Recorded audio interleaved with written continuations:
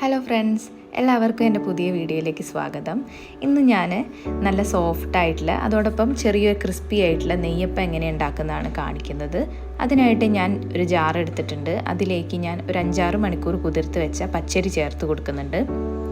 ഞാൻ ഈ ഗ്ലാസിൻ്റെ അളവിലാണ് അരി എടുത്തിട്ടുള്ളത്. ഇനി ഇതിലേക്ക് ഞാൻ 2 ഏലക്കായ ചേർത്ത് കൊടുക്കുന്നുണ്ട്. 3 ടേബിൾ സ്പൂൺ മൈദ ചേർത്ത് കൊടുക്കുന്നുണ്ട്.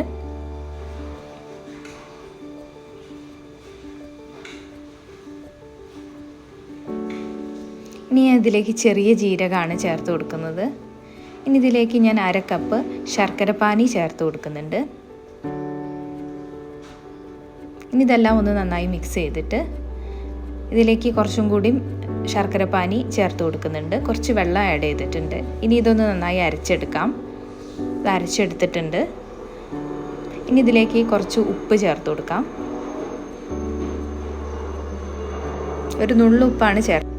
ഇനി ഒരു ടീസ്പൂൺ എള്ള് ചേർത്ത് കൊടുക്കുന്നുണ്ട്. 2 ടേബിൾ സ്പൂൺ നെയ്യും ചേർത്ത് കൊടുക്കുന്നുണ്ട്. ഇനി ഇതെല്ലാം കൂടെ ഒന്ന് നന്നായി മിക്സ് ചെയ്ത് കൊടുക്കാം. ഇനി നമുക്കിതൊരു 6 മണിക്കൂർ റെസ്റ്റ് ചെയ്യാൻ വയ്ക്കാം.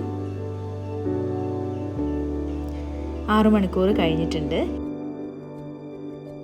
ഇനി നമുക്കിത് ചുട്ടെടുക്കാം. അതിനായിട്ട് ഞാൻ ചൂടായ എണ്ണയിലേക്ക് മാവ് ഒഴിച്ചു കൊടുക്കുന്നുണ്ട്.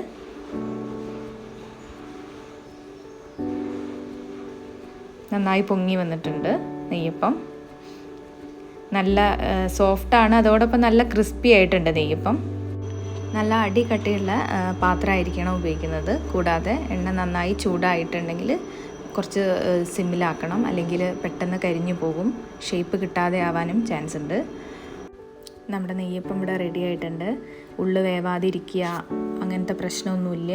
നല്ല സൂപ്പറായിട്ട് കിട്ടിയിട്ടുണ്ട്. അപ്പോൾ എല്ലാവരും ഇങ്ങനെയൊന്ന് ട്രൈ ചെയ്ത് നോക്കുക. വീഡിയോ ഇഷ്ടമാവുകയാണെങ്കിൽ ലൈക്ക് ചെയ്യുക, കമൻറ്റ് ചെയ്യുക, സബ്സ്ക്രൈബ് ചെയ്യുക. ഇനിയും വീണ്ടും കാണാം.